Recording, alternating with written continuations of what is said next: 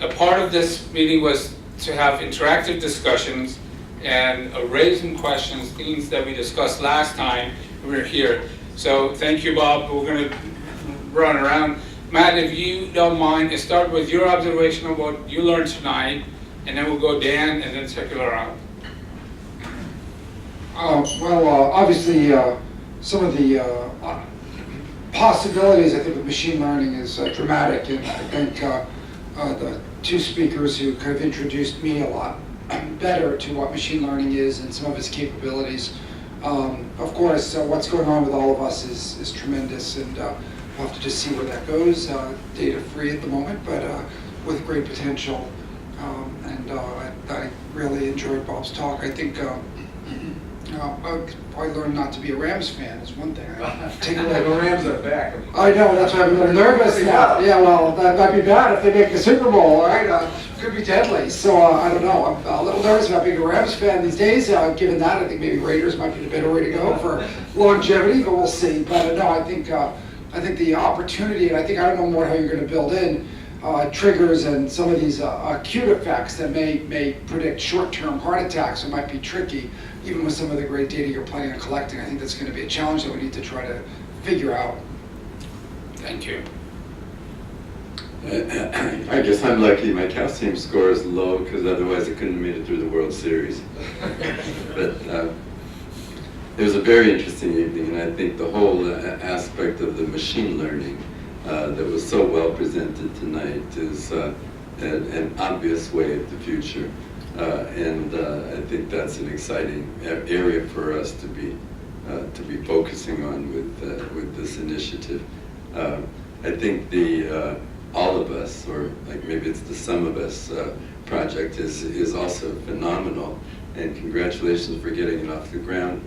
I think that kind of thing, coupled with the machine learning, is going to give us a tremendous amount of information. I just wonder whether the United States, with our fractionated healthcare records and with the inability to really track information, is the appropriate place. I question whether something like Kaiser or Intermountain Health or some contained healthcare systems might be the better place to get your million people.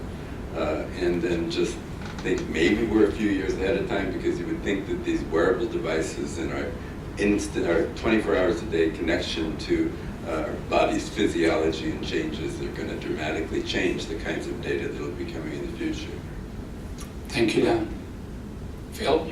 I don't have anything to add to those two. Okay, sure. Go ahead. It was a great opportunity to be here, and I think all of us learned a lot, and especially regarding the acute risk factors. For me, it was kind of a new concept, so thank you for the opportunity. Thank you. Michael? I did want to add, I think, as you know, wearables, the technology-based center in Scripps, I think Fitbit recently announced that they're part of at least the pilot study, and I know we've done a little bit of advising fitness assessment, and so I think the opportunity is huge. The concern is, right, how much data are you actually going to have on each individual, right? So the emphasis on getting so many people but getting very little data about them, was the concerning part. And what it sounds like, from not having a very extensive survey, and so it's really only going to be as rich as the data that you have about them. So that will be determined, but obviously the machine learning side of it, is huge interest as imager myself, and being part of a company that does a lot of machine learning, and particularly interested. The data around what was shown for outdoing the ASCVD risk score, just using the same data points. That would be a tremendous change in how we risk profile patients if that applied to broader populations. And I think we're really just starting to tap the opportunity of directly machine learning from the images themselves. So yeah, lots to be done.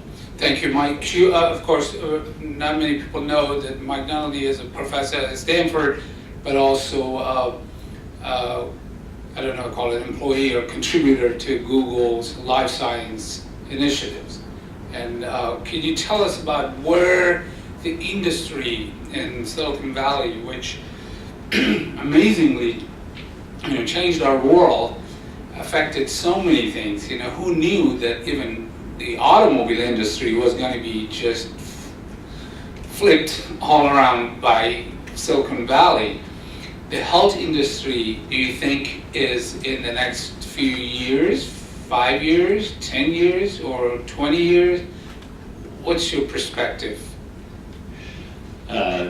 Big question. I'll probably mostly focus maybe for the theme tonight on the machine learning side, so that we have a collaboration and a commercial effort around machine learning from retinal imaging, so to make it easier to acquire the data, and then automatic detection of diabetic retinopathy as the initial example. Jessica Mega, our chief medical officer, who's also a cardiologist, spoke to that earlier today. Actually, Microsoft also talked about a company that they, at least the data goes to the Microsoft cloud, that is set up with retinal imaging in the doctor's office, in a primary care doctor's office, for kind of easy access and rapid reading and diagnosis. We have a pre-publication on open access where we've looked at, in the UK Biobank data set, which still doesn't have a huge number of outcomes, but we looked at how good a retinal image is predicting cardiovascular events as a single test. So again, the data is still not as robust as we'd like, because you need more events to train well, but I think that's another example where, as was shown today, where you raised what things are going to replace the doctors. I think a lot of it is initially supplementing or enhancing what physicians can do to spend more time, then trying to communicate the results and guide treatment. But I think a lot of the imaging-based things, there will be a lot of extra information and extra risk prediction that we can add to through these technologies. Thank you. I want to add something at the beginning of the question of the session, that whether cardiologists will be replaced or physicians. The analogy of internet, the IT world, it didn't put engineers out of business. In fact, created more business for engineers, more opportunities. Physicians will have new things to do. For particularly primary care physicians, family physicians, they will be empowered by technology and do the kind of things that specialists are doing now by the new automation and machine learning and artificial intelligence and so on. Do you agree? Well, I think a lot of the diagnosis part, diagnosing skin cancer, diagnosing retinal abnormalities, and as that expands to cardiovascular imaging and analyzing large data sets, computers are just be better than humans at that, and they're much more consistent too. And particularly as you want to expand that across the world and not just in high, payment areas of healthcare. But there's still a lot more than just the diagnosis to healthcare. Sure. So. Thank you. Dr. Tao, any comment? Okay, I'm coming from China, so I would congratulate for you, wonderful organization meeting. So we learn a lot of the advanced technology, especially for the machine learning. So in my opinion, this machine learning could be have bright future, but we need multiple discipline cooperation to demonstrate this is the case. But I believe if this learning machine will be successful, will improve our the health without the big disease. We will live a longevity and enjoy our work and life. So we hope this the wonderful and the future landscape could be coming as soon as possible. We are waiting for this wonderful time. Thank you. Thank you. Any other comments?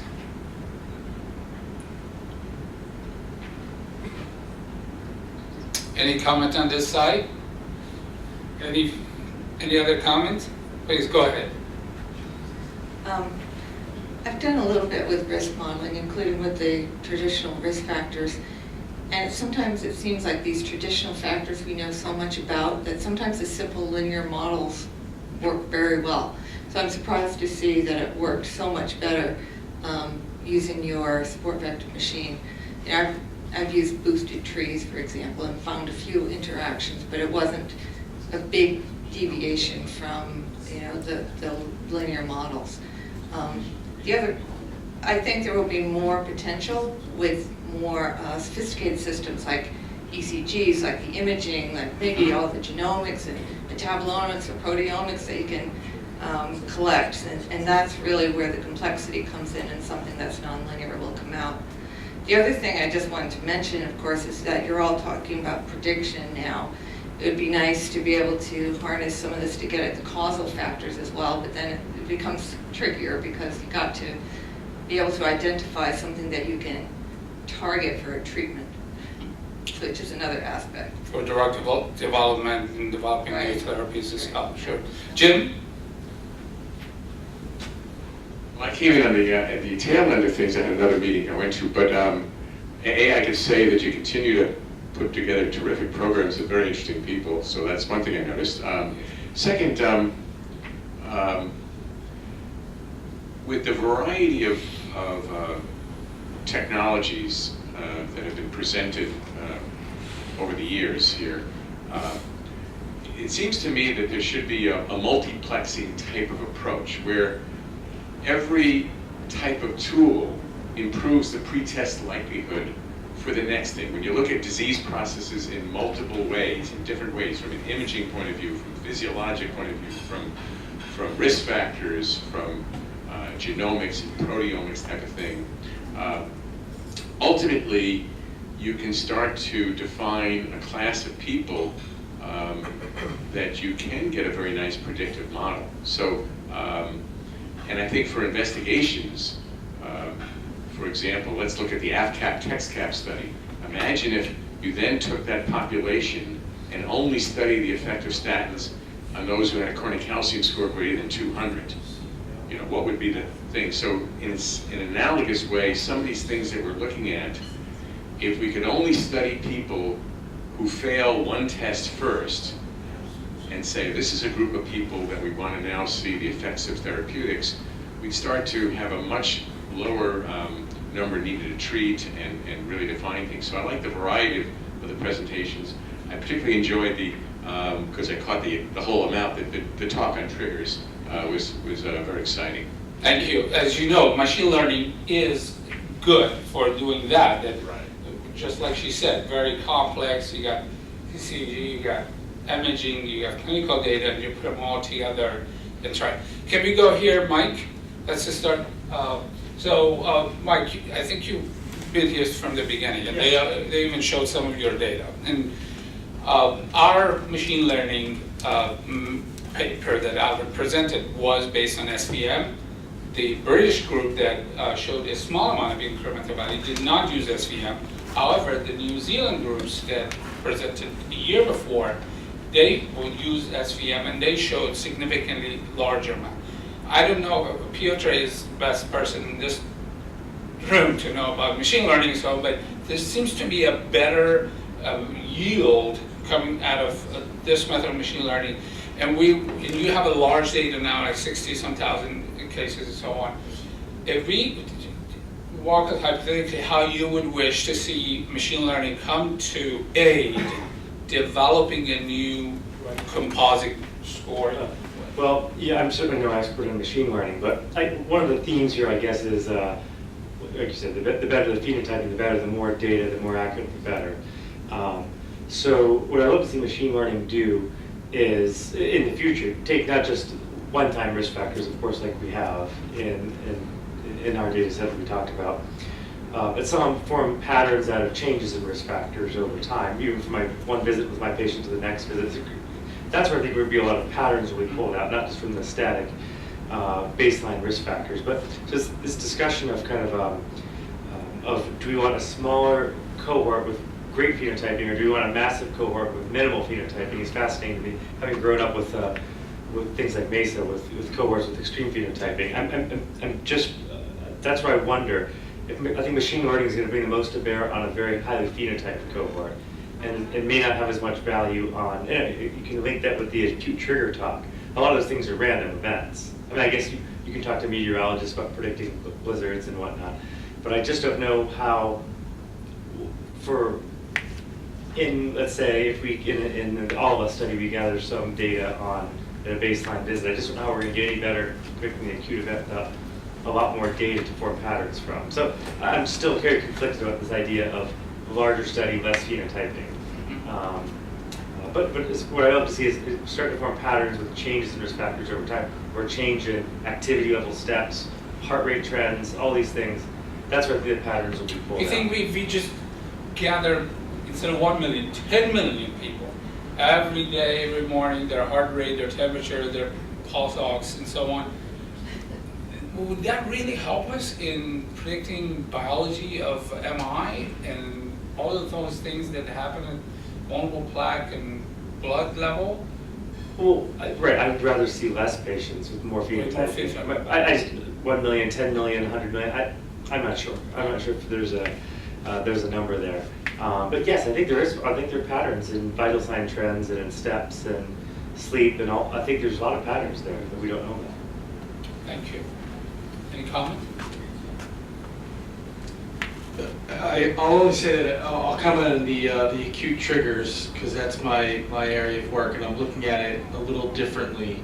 So where we built a cohort, and as Mike was saying, that with very few patients but are very exquisitely phenotyped, and I think you need to be careful about phenotyping the outcome.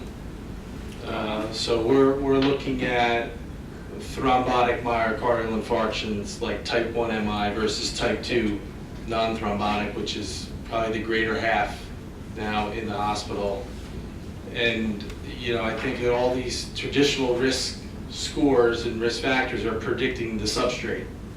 They're predicting how likely you're going to develop atherosclerosis, where there's very little to nothing in these risk scores that give you the other half, because just having atherosclerosis is not enough to have a clinical event. You need plaque rupture and you need a pathological thrombus. In fact, the pathology data tells us that even having a plaque rupture isn't enough. Most of those heal over just fine. And the ones that lead to sudden cardiac death could be as benign as a plaque erosion. So I'm looking at it a little different. I wasn't expecting that talk because I was biased coming in. But I think that it's also very interesting what the risk factors are for the trigger that will set up the storm to have a pathological thrombus and a real event. Thank you. Comment? So a couple of comments. One thing, I think from my perspective, the most important thing for us to work on those things is the access to data. And what I've learned, like here and other meetings, like we are fighting with IRB to get access to 10,000 cases, all are de-identified, and we're going. I mean, the amount of work we have to do to get access to the data is amazing.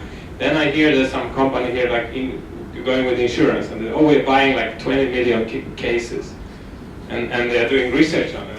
And then I ask, well, did you get IRB? Well, that's the identified data. We don't need an IRB. So there's seems to be some different levels of this, and I think we have to figure out that if we deal with the identified data, we have access to it, because this is hindering. I mean, it's in the end it's killing people, because we can't access the data. There's no reason for that not to, And I think this pendulum has moved in the, like, too much into that direction of protection, and it's very difficult to do what we want to do. So that I don't know who has power. I certainly don't have power. I just work with algorithms. But if we get more data, we certainly can deliver better results. So as you know, this is actually, there is a fierce competition in accessing data. I know IBM acquired another company. Anybody from IBM here? Their vice president was going to join, and so they were telling me that they have 5 million data. So Phil, you know, you're going to get 1 million to connect.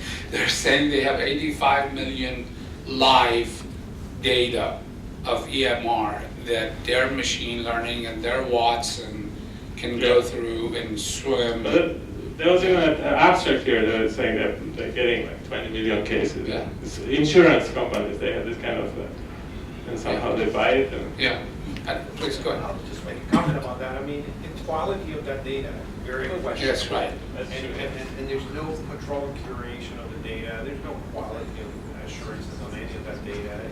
You have to be really careful being impressed by those numbers, because it may be a lot of garbage. yeah, it's true, but sometimes the quality can be also automated. You could probably pull maybe 10% of the data, which is very good, and so forth. Yeah, but if you start with garbage and then you're going to clean the garbage, then try to learn something from clean garbage. Possible. At some point you get distance from the true signal there. So we got to be careful. Any comment? Yeah, I mean, just a small comment on this SVM issue. So we work with this too, like for quite a while. We actually work with the design, like the developer of SVM in Taiwan, and this is like method from 20 years ago. It's a very valid method. It's not. It can happen. It's a tricky method in terms of overfitting. So because we work with this, I kind of know that we actually did. So as I said, the asymmetric type nature of the data, where you have a small amount of event and you have to oversample the other group. We did different methods. They didn't work out. Right. The only method that worked out was the one that Johannes developed. So sometimes one other thing is there's these packages where you have 100, 200 different machine learning methods, and there's actually ways you can run 200 different ones in a batch or go home and then get the result. Well, we would run this 1 week and we would come back next week to get the data. So this was not something that you could do. This SVM that you saw, Albert and I and the U of H team, we probably had like 40 meetings over a year and a half. It was just like every time we would say, okay, no, we can't take this, go change it. And we'd have to go 1 week back because their computer was just crunching the entire week to run that. So sometimes like the one word of caution is also that you can by chance find like the best methods on this data, and that is kind of other type of overfitting by just trying many different methods, and then you say, oh, that one works the best, but then you take some other data set, it doesn't work. So actually, we found that sometimes linear logistic regression works pretty well. It's true. There are data sets we have where you can't beat logistic regression. And depending on that, but for some data sets, it's very clear statistical difference. So there are cases where just the good old logistic regression is it's a form of machine learning too. It's just depending how you phrase it. But anyway. Thank you. Next person. Thank you. It's a wonderful meeting. I learned a lot. I'm an imaging cardiologist, and I see a subclinical disease just about every day. So my question is, although I see a lot of work really using mortality or cardiovascular mortality as an outcome, is there a way that we can actually shift our attention to use the development of atherosclerosis as an outcome, a variable? And because ultimately we want to eliminate that so that we can actually eliminate the downstream outcome, right? And so I think at some point, nowadays we have so many tools to detect, to measure precisely the burden of subclinical disease.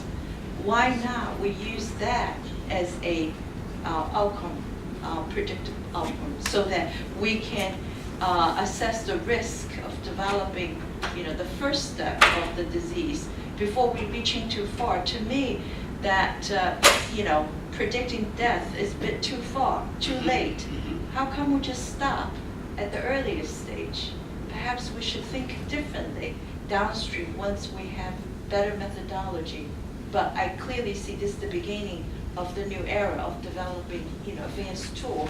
But I see that once we have the tool, perhaps we'll have to shift our thinking into a different stage. Sure, you're absolutely right. But we're dealing with a mood problem. It's not an easy thing. When they compare the Amazon group, the tribe, and you look at the U.S. coronary calcium, it's a huge difference. In the U.S., after age 50, almost like 70% of people have coronary calcium, whereas in the Amazon tribe, the study was I think published last year, there was just like 15%. It's just an incredible difference between the two.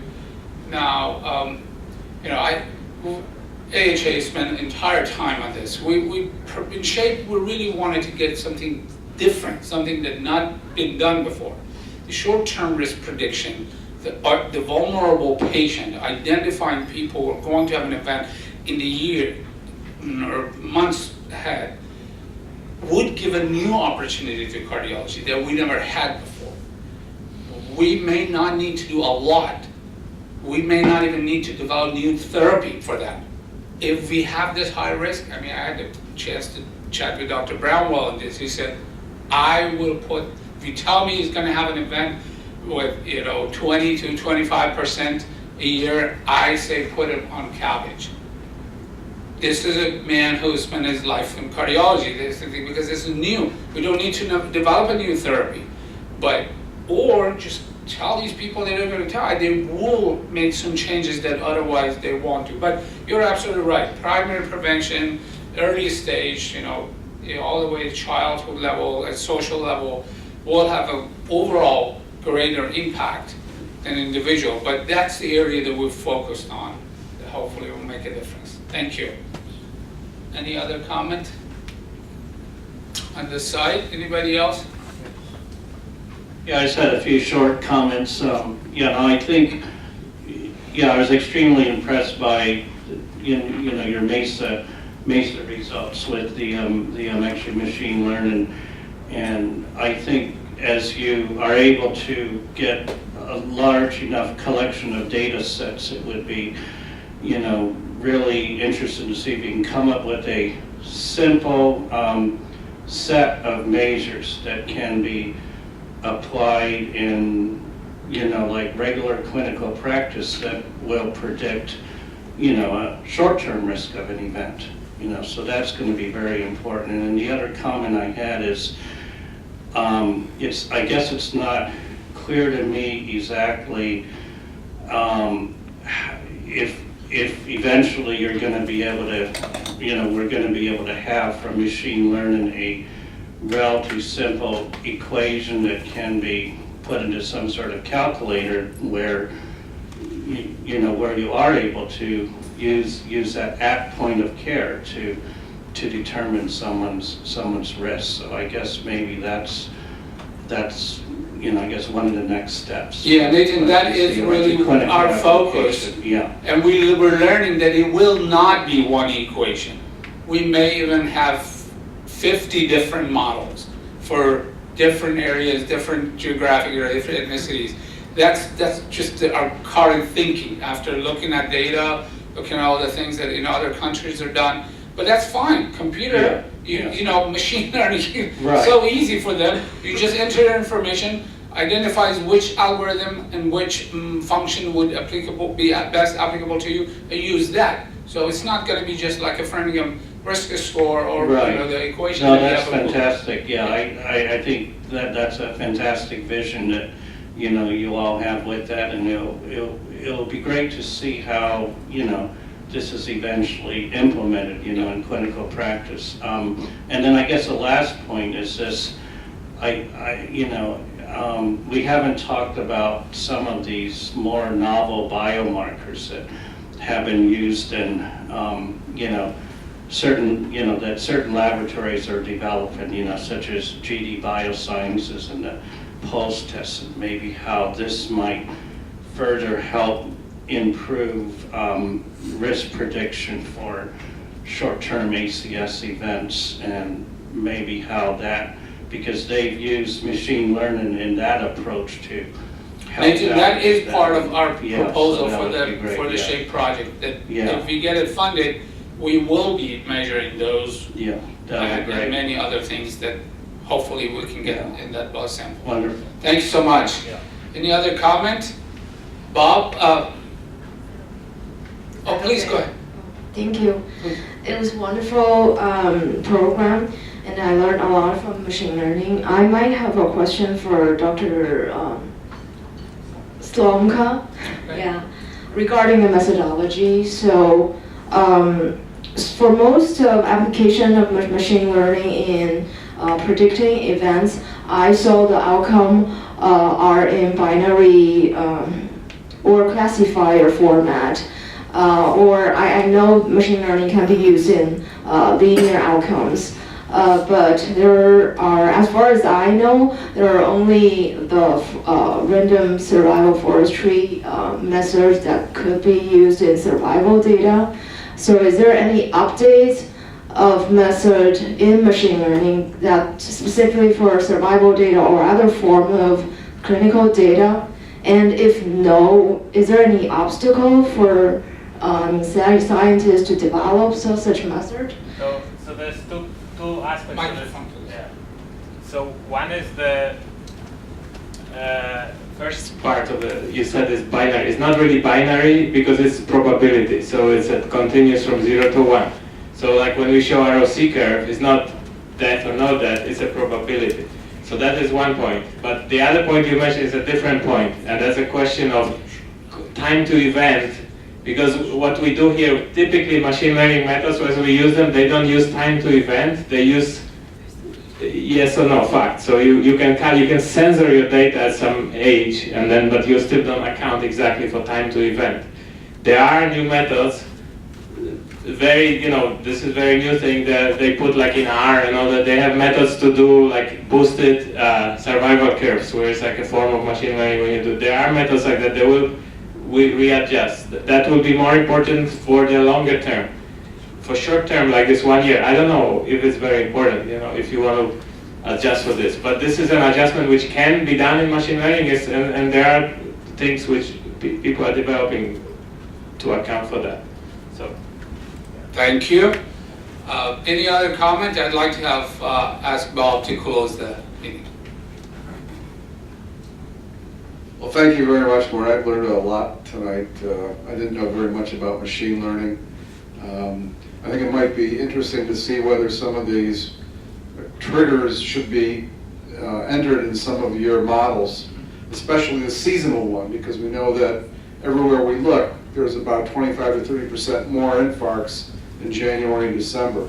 And I don't see that that's been incorporated in anything, and it might be something to think about in the future. It's actually, I have a friend who works in machine learning with police data in Chicago. And they found that the police department came to them to find out what's the crime prediction, how to predict where it's going to be more crime so they can send more police. And they found actually the weather was the biggest predictor, and the police didn't like it at all. Yeah. It was like politically not a good thing. But they say in the summer, like it was hot, that there was more murders. Oh, that's right. So it reminded me of that. So definitely in the summer there's less MIs and more murders. It has been used for this. But again, thank you, Mort, for putting on a great so meeting. much. We all enjoyed it. Thank you so much. And thanks to Matt for Thanks to Matt and Dan. and Dan for being great Thanks everybody. Have a good moderators. evening.